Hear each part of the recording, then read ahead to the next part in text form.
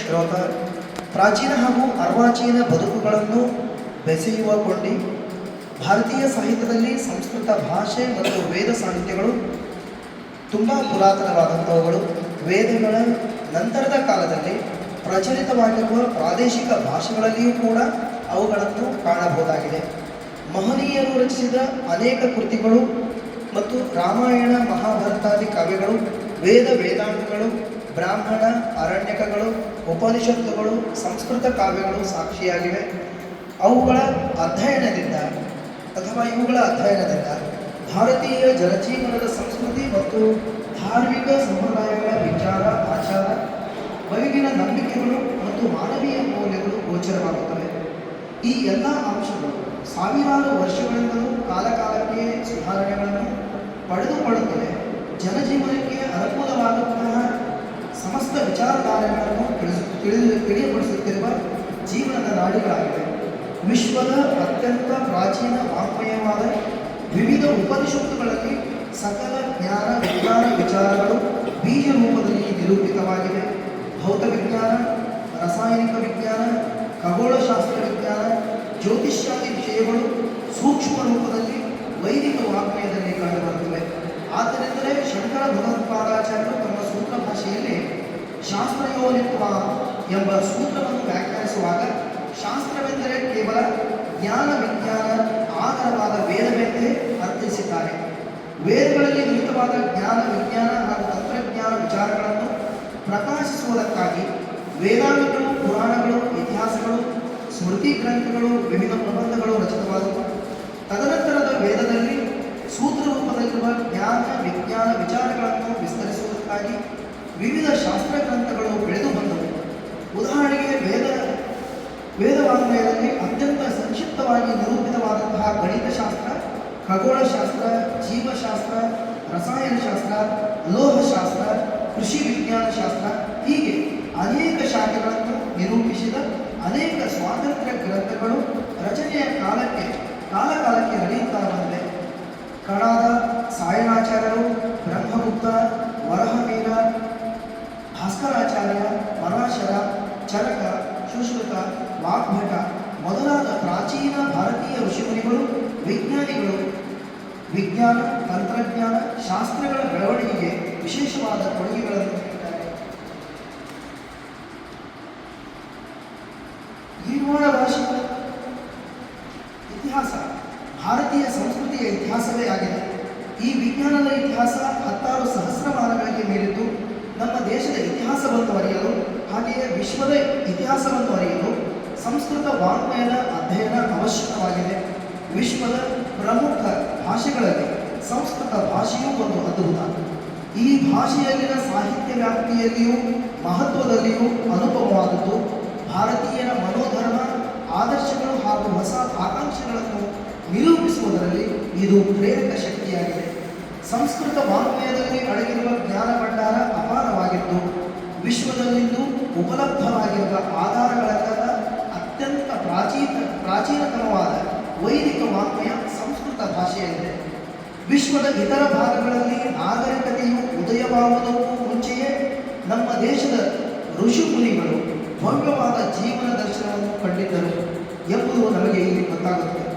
ಈ ವೇದ ವಾಂಗ್ಮಯ ಸಂಹಿತೆ ಬ್ರಾಹ್ಮಣಕ, ಅರಣ್ಯಕ ಮತ್ತು ಉಪನಿಷತ್ತುಗಳೆಂಬ ರೂಪದಲ್ಲಿ ಅಪಾರವಾಗಿವೆ.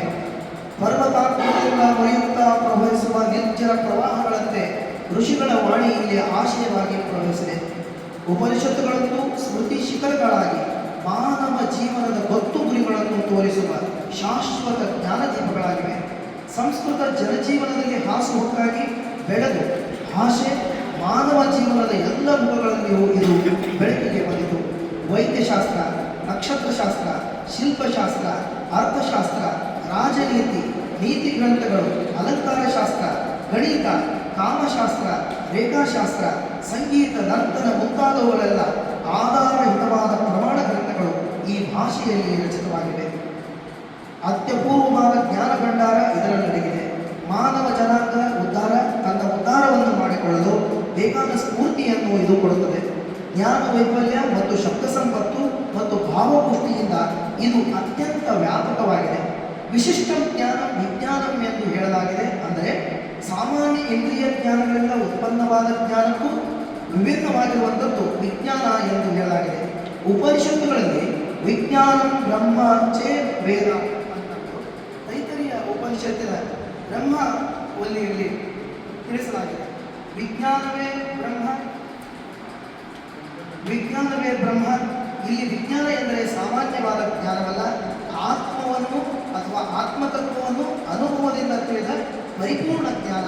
ಗುರುವಲ್ಲಿಯೂ ಕೂಡ ವಿಜ್ಞಾನ ಶಬ್ದವು ಬುದ್ಧಿ ಎಂದು ಹೇಳಲಾಗಿದೆ.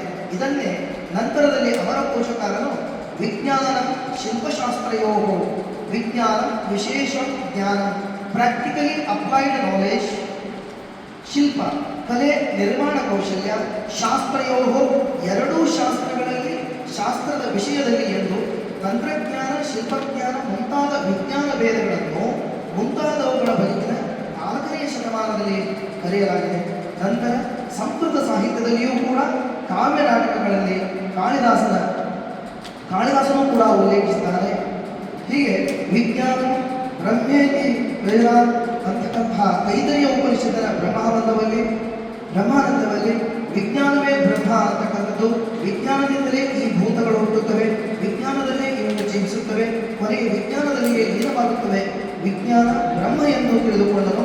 ಏಕೆಂದರೆ ವಿಜ್ಞಾನದಿಂದಲೇ ಈ ಪ್ರಾಣಿಗಳು ಹುಟ್ಟುತ್ತವೆ, ಹುಟ್ಟಿದವು, ವಿಜ್ಞಾನದಿಂದ ಜೀವಿಸುತ್ತವೆ, ಜೀವಿಸಿದವು, ಹೀಗೆ ಅನೇಕ ವಿಷಯಗಳನ್ನು ತಿಳಿಸುತ್ತವೆ. ನನ್ನ ಉಪಸಂಹಾರದ ಭಾಗದಲ್ಲಿ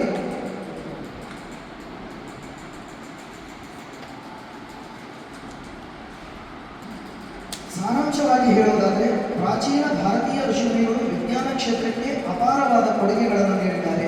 ವೇದಗಳು, ಉಪನಿಷತ್ತುಗಳು, ವೇದಾಂಗಗಳು, ಇತಿಹಾಸ ಪುರಾಣಗಳು, ವಿವಿಧ ಶಾಸ್ತ್ರ ಗ್ರಂಥಗಳ ಮೂಲಕ ಅವರು ಪ್ರಕೃತಿ, ಮಾನವ ಜೀವನ ಮತ್ತು ಬ್ರಹ್ಮಾಂಡದ ಗೂಢತತ್ವವನ್ನು ಆಳವಾಗಿ ಪರಿಶೀಲಿಸಿ ತಲೆಮಾರಿನಿಂದ ತಲೆಮಾರಿಗೆ ರಸಾಯನಶಾಸ್ತ್ರ, ಕೃಷಿಶಾಸ್ತ್ರ, ಶಿಲ್ಪಶಾಸ್ತ್ರ ಮುಂತಾದ ಅನೇಕ ಕ್ಷೇತ್ರಗಳಲ್ಲಿ ಅವರ ಸಂಶೋಧನೆಗಳು ಮತ್ತು ಚಿಂತನೆಗಳು ಮಾನವ ಕುಲದ ಅಭಿವೃದ್ಧಿಗೆ ಮೂಲಾಧಾರವಾಗಿವೆ.